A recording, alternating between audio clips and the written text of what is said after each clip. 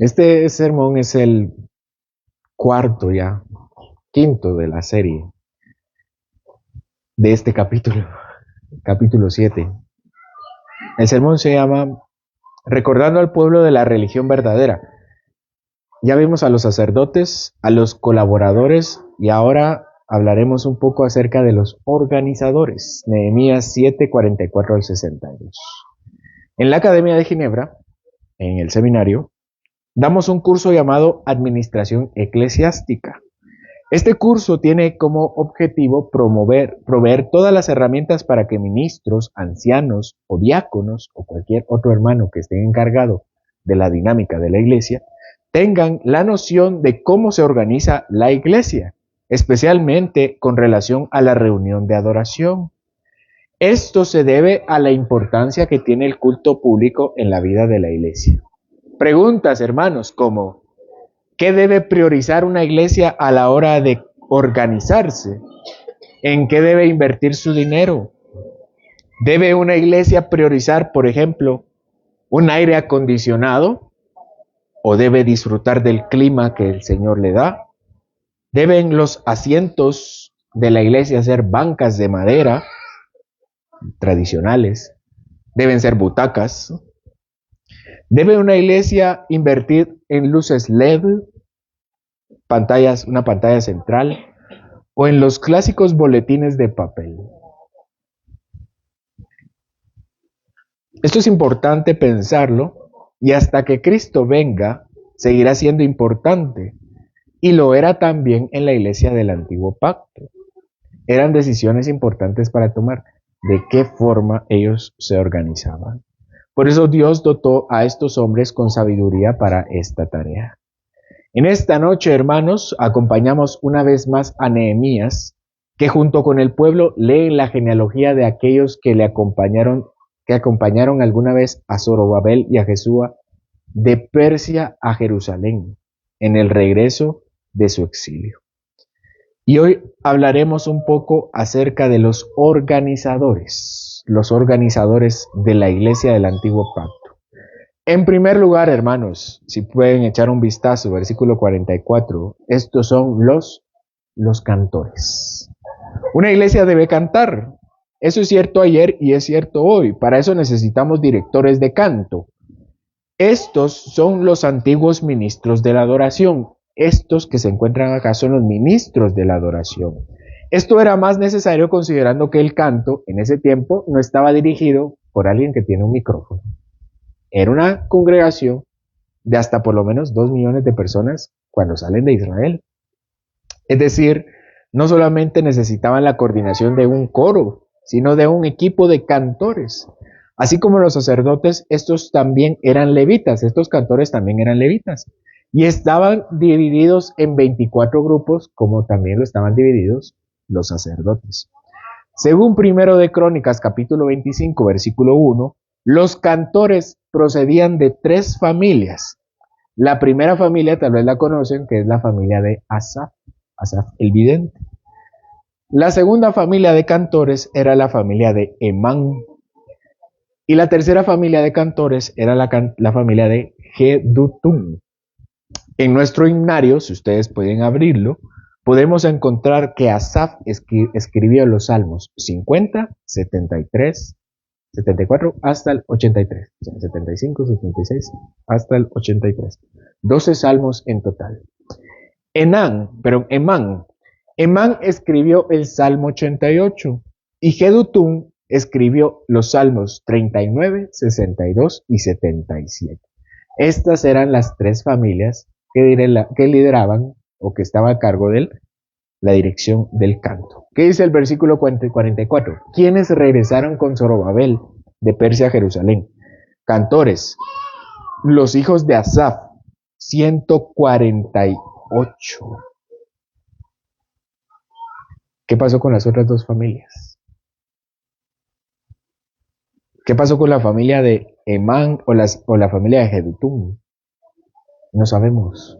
Pero los que sí contestaron al llamado y regresaron con Zorobabel fueron, según Esdras 2, fueron 128. Aquí, si ustedes pueden leer, dice 148. Hay una diferencia de 20 personas. Ya hemos hablado sobre las diferencias entre ambos, ¿no? Sin embargo, durante el tiempo del rey David eran 288 cantores, directores de canto. Es decir, que hoy hay por lo menos 80 menos. 80 menos. En segundo lugar, hermanos, ¿quiénes son importantes en la dirección de la iglesia? Los porteros. Los porteros también eran levitas, no era cualquiera, segundo de Crónicas 23, 4 y 5. Ellos tenían el deber de resguardar las puertas del templo, según primero de Crónicas 9 y segundo de Crónicas 23. Pero hacían más que eso, era más que estar colocados en las puertas diciendo quién entraba y quién salía. Además, los porteros cuidaban el arca del pacto, primero de Crónicas 15. Supervisaban y administraban las ofrendas voluntarias, segundo de Reyes 12. Y otros que veremos más adelante cuando esté Nehemías. Cuando Nehemías sigamos trabajando estos capítulos, vamos a ver cómo acompaña a los porteros. Jeremías, el profeta Jeremías, en su libro, capítulo 35, versículo 4, él sugiere que probablemente tenían un cuarto o algunos cuartos en el templo, porque tal vez ellos eran los vigilantes del templo en la noche. Además de ser porteros, tenían la tarea de mantener el orden durante las fiestas. E importante que los gentiles no entraran al atrio de los hombres, de las mujeres, y las mujeres no entraran al atrio de los hombres, y los hombres no entraran al atrio de los sacerdotes. Eso hacían los porteros. Fue Samuel y fue David los que constituyeron una organización de los porteros en primero de Crónicas 9, en primero de Crónicas 15 y el de 23. Además, el rey Salomón también nombró algunos porteros en su reinado, segundo de Crónicas 8:14. ¿Qué dice acerca de los porteros? Versículo 45. ¿Quiénes regresaron?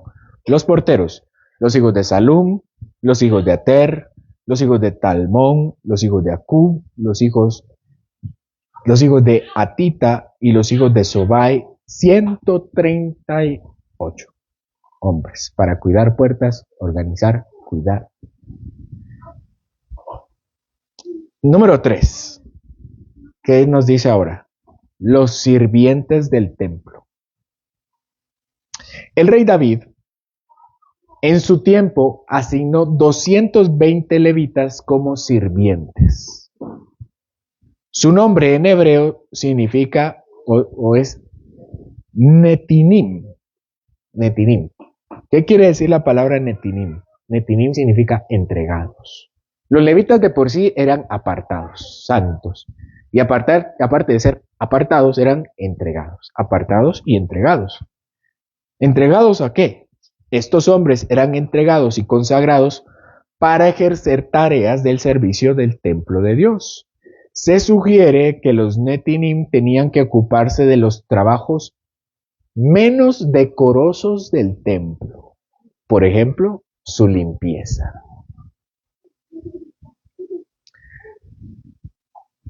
Alguien podrá decir, eso no tiene nada de poco decoroso, ir a barrer el templo. Qué bendición. Pero recuérdense que el templo no es un templo de hoy. No se hace polvo. Sí se hace polvo, pero se hace más que polvo. Hermanos, ¿qué hacían en el templo? Eso era una carnicería. No pensemos románticamente del templo. En el templo había vísceras, había excremento, pasaban las cabras, pasaban. No porque era santo, no hacían nada en el camino, no se van a creer. Y cuando los partían, se salían las vísceras, se salían las heces, había sangre, había gritos, los animales chillaban. ¿Cuántas personas no se habrán descompuesto vomitando? Era una carnicería, era peor que una carnicería. Y era peor que una carnicería porque ellos por lo menos, los sacerdotes hacían por lo menos 2 sacrificios al día, uno en la mañana y uno en la tarde. Pero recuérdense que cuando salen con Moisés, cuando ni siquiera han construido el tabernáculo, salen 2 millones de varones. Y el Señor les dice, ustedes pueden dar ofrendas voluntarias. ¿cuántas ofrendas voluntarias hacían ellos al día? Estaban sacrificando y sacrificando y sacrificando y sacrificando. ¿Quiénes eran los sirvientes del templo? Los que limpiaban todo ese desorden. Ellos eran los que limpiaban la sangre, los que barrían los excrementos, los que los quitaban. Ellos tenían los trabajos más indecorosos, pero como dice David Burt, lo que es hermoso, pues es que el Espíritu Santo haya querido registrar aquí sus nombres. No son líderes políticos ni religiosos, sino también los servidores más humildes. Ningún don o ministerio, ningún servicio prestado, ninguna labor oculta o sucia pasa desapercibida ante los ojos de Dios. Y este es el registro de estos hombres. Versículo 46 al 56. Acompáñenme en la lectura. Los sirvientes del templo, los hijos de Siba, los hijos de Azufa, los hijos de Tabaot, los hijos de Queros, los hijos de Sia, los hijos de Padón, los hijos de Levana, los hijos de Agaba, los hijos de Salmae, los hijos de Anán, los hijos de Gidel, los hijos de Gabar, los hijos de Reaía, los hijos de Resín, los hijos de Necoda, los hijos de Gazán, los hijos de Usa, los hijos de Pasea, los hijos de Besai, los hijos de Meunim, los hijos de Nefisesim, los hijos de Bakbuk, los hijos de Akufa, los hijos de Arbur, los hijos de Balslut, los hijos de Meida, los hijos de Arsa, los hijos de Barcos, los hijos de Císara, los hijos de Tema, los hijos de Nesía y los hijos de Atifa. Todos estos hombres limpiando sangre, excrementos y de vez en cuando un poco de polvo. Entre los hombres no hay ninguno que resalte en otra parte de la Biblia, pero honramos al Señor leyendo que ellos, sin mención de antepasados, fueron parte del pueblo del Señor. En cuarto lugar, los hijos de los siervos de Salomón. Ese es el siguiente grupo que está enlistado acá. Este es otro grupo de sirvientes. Estaban los sirvientes y estaban los siervos de Salomón. Estos eran diferentes, eran un grupo diferente. La Biblia no dice nada acerca de estos, pero una tradición judía, unos rabinos, los rabinos no tienen no son palabra de Dios, pero aportan datos históricos. Dicen esta tradición rabínica que estos hombres fueron reclutados entre los amorreos, los heteos, los heveos, los ferfeseos y todos ellos. Como que de ahí los cogen y los ponen al servicio del templo del Señor. ¿Quiénes son estos? Versículos 57 al 60. Los hijos de los siervos de Salomón. Los hijos de Sotai, los hijos de Soferet, los hijos de Perida, los hijos de Jaala, los hijos de Darcón, los hijos de Gidel, los hijos de Cefatías, los hijos de Atil, los hijos de Pokeret, Asebaim, los hijos de Amón, todos los sirvientes del templo e hijos de los siervos de Salomón, 392. No he dicho nada acerca de los nombres porque no he encontrado información acerca de ellos, simplemente es un listado de personas que está acá y es su única aparición en la escritura. Aunque en esta lista sí puedo mencionar acerca de un tal Soferet. Pueden poner su vista ahí en el versículo 57, dice, los hijos de Soferet. Soferet significa escriba. Así que parece que es más que su nombre, una especie de apodo con respecto a su cargo, a lo que hacía. Entonces puede ser que este siervo de Salomón era uno de los encargados, de los hijos, no de los hijos de Soferet, escribían los textos y los copiaban. Otra mención específica, ustedes pueden ver ahí un tal Pokeret Asebaim, versículo 59. Pokeret Asebaim significa guarda de gacelas o guarda de antílopes, dependiendo cómo lo deseen ver. Esto sugiere también que no era necesariamente su nombre, sino una especie de apodo que distinguía lo que él hacía. Recuérdense que se llevaba muchos animales ahí y se comerciaba con unos animales. Probablemente estaba a cargo del cuidado de algunos animales. Estos últimos hombres dice que son 392. Si ustedes pueden ver, si ustedes son pilas en matemáticas, se van a dar cuenta que estos 392 son mucho más de los que suman los levitas normales, los cantores y los porteros. 241. Esta lista es interesante. ¿Cómo se presenta? Porque inicia con aquellos que son levitas, desde los sacerdotes. Después hablamos de los levitas ordinarios y ahora hablamos de los cantores, de los porteros, de los sirvientes. Pero en este punto, en este último punto, vemos cómo son personas que no son levitas, sino que el rey David y el rey Salomón los incluyeron para adorar, para el servicio de la adoración. Lo que inició siendo algo de unos pocos, gracias a los reyes David y Salomón, fue hecho de alguna forma para todos. En el nuevo pacto, hermanos, estas distinciones no existen ya más. Si bien el ministro y los ancianos son y deben ser los más grandes ministros, y los diáconos también deben ser los que colaboran y ayudan en el templo, en la iglesia, en general, todos nosotros estamos llamados a servir a la iglesia de Cristo. La iglesia del Antiguo Testamento, es decir, Israel, necesitaban a todos ellos, necesitaban una organización compleja para el templo y para la organización de todo un país. Pero hoy no tenemos ya ningún templo y nosotros ya no somos más levitas ni judíos. Ahora nosotros no necesitamos nacer en una tribu específica. Cristo nos ha dado a cada uno dones del Espíritu.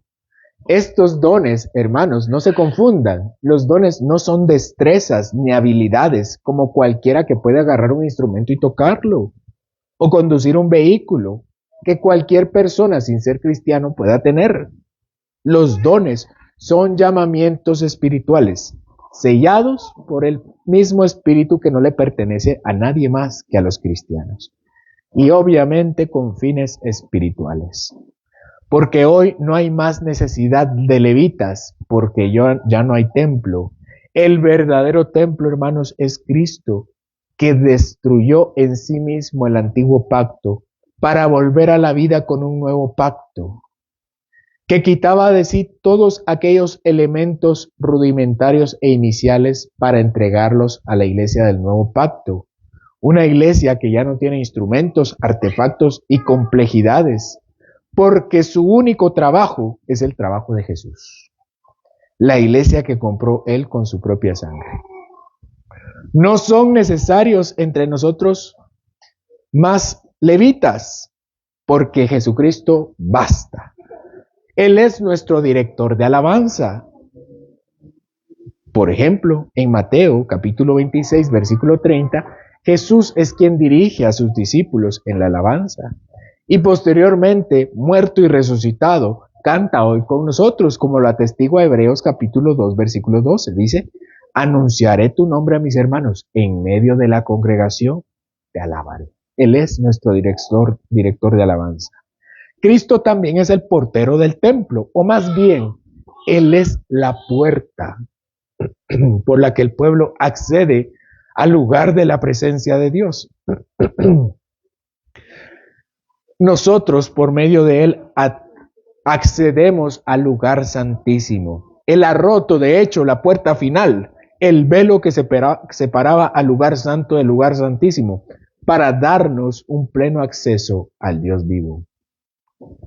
Pero Cristo también es un más perfecto servidor y sirviente del templo, porque Él no vino para ser servido, sino para servir y para dar su vida por rescate por muchos, para ministrar y no para ser ministrado. Él barrió el templo, ¿se recuerdan? Lo esterilizó y sacó a todos los animales que estaban ahí, cuando otros más grandes animales los vendían, sacándolos a latigazos como ladrones y estafadores. Pero más importante, Él limpió su propio templo, su cuerpo, absteniéndose del pecado, y solo lo ensució una vez, cuando en su propio altar derramó su sangre, el mismo que Él lavó por su resurrección. No tratemos ya, hermanos, de imitar a los levitas, como aquellos que se visten de blanco y se colocan mitras y se visten de estolas y llevan incensarios y lámparas e instrumentos musicales o cualquier otro artefacto del antiguo pacto, porque Cristo es suficiente para nosotros y su liderazgo es lo único que necesitamos para entrar con Él al templo verdadero. ¿Cómo nosotros podríamos excusarnos de servir a la iglesia de Dios, que es el templo espiritual de Cristo? Hermanos, servir en el templo para nosotros es servir a la iglesia. Así es como nosotros deberíamos entender y aplicar este texto. Es el nuevo ministerio levítico, el servicio que nos damos los unos a los otros. Estos hombres fueron llamados de Persia a Jerusalén y atendieron el llamado. Nehemías lee la genealogía para que ellos entiendan de dónde vienen. Hermanos, leamos la genealogía y entiendan ustedes que su servicio es parte del llamado del Señor también. Señor, no necesitamos más levitas. Nosotros deseamos ser apartados para tu servicio. Porque tú nos has dado la oportunidad de no tener ya más un templo de piedra que se mancha, se ensucia y hay aglomeraciones, Señor. Sino ahora tenemos a la iglesia. Nosotros mismos, Señor, ayúdanos a servirla como quien te sirve a ti. Porque el que no ama a su hermano no puede amar al Señor. Porque a nuestros hermanos lo vemos y aún así, Señor, nos excusamos. Pero estos hombres, Señor, atendieron tu llamado para salir de Persia a Jerusalén, a realizar aquellas tareas tan deshonrosas como ensuciarse. Así nosotros también te pedimos que nos ayudes a vestirnos para servir a los demás. Y así como tú te pusiste en tus rodillas para lavar los pies sucios de tus discípulos, así nosotros también podamos ejercer ese mismo servicio en el templo de Jesús, que es tu iglesia, nuestros hermanos. Gracias, Señor, por dirigir nuestra alabanza, por ser nuestro director de canto, por ser también nuestro portero y organizador, porque tú eres también la puerta. Y gracias, Señor, también por ser el servidor más grande, el que nos da acceso al Padre. Ayúdanos a pensar en esta realidad, de lo que tú has hecho aquí en la tierra, para que nosotros pensemos aquí en hacer lo mismo, de forma espiritual, pero mucho más excelente, con el cuerpo, Señor, que es tu iglesia. Señor, yo te pido que tú nos bendigas con tu palabra, con este texto tan puntual, Señor, de estos hombres que hoy recordamos para gloria tuya, pero que deseamos imitar. En el nombre de Jesús. Amén.